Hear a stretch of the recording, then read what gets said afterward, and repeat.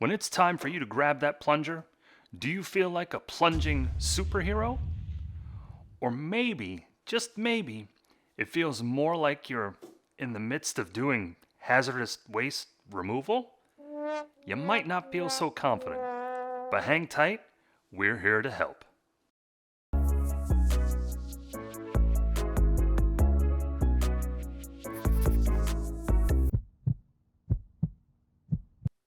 Hey everybody, this is Lou with Reluctant DIYers. This is video number 2 in a series that we've dedicated to stubborn clogs within your bathroom, which is why I'm back in the bathroom yet again.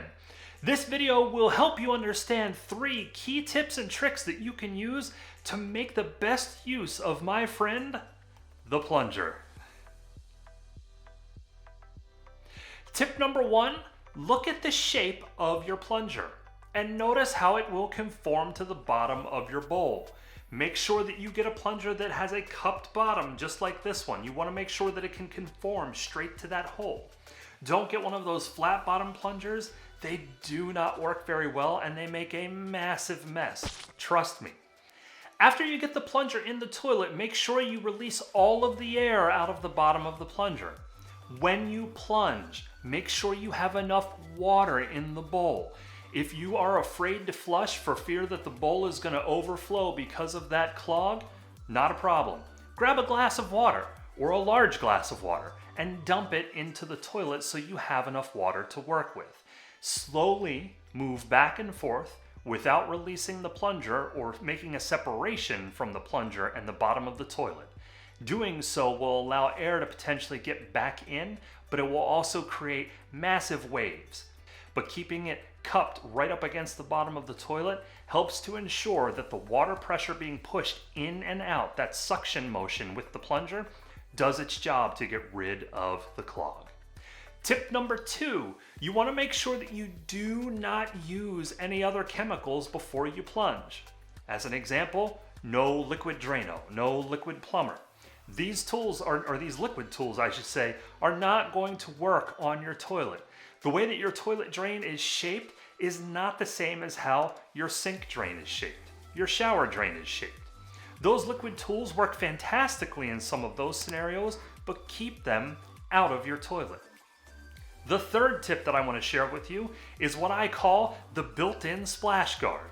Yeah, seriously. The seat, the toilet seat that you sit on when you do your thing can be a fantastic built-in splash guard. So most people will lift the toilet seat when they plunge. My recommendation to you is to keep the toilet seat down. In case you get too much air, or maybe you pull it away from the bottom of the bowl, which you don't want to do, you will get some splashback, some water recoil, you might say. It's gross, and you don't want it on you. Having the seat down stops some of that water that will come up around the edge of the bowl from coming up and hitting you in the edge of your face.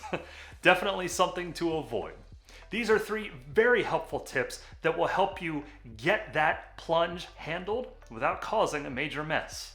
Now, if the plunger isn't working for you, click the card in the video and head over to another one where I'll give you some really good pointers on how you can use another tool to get rid of those really extra stubborn clogs in the toilet. I hope you found these tips helpful in trying to figure out the best way to operate that plunger within your toilet. It certainly can be tough when you've got a massive clog and you need to get it out without making a major mess. If you found this video helpful, please mash that like button, and as always, we would love it if you would subscribe to our channel. Thanks so much for joining us, and until the next time, keep doing it yourself.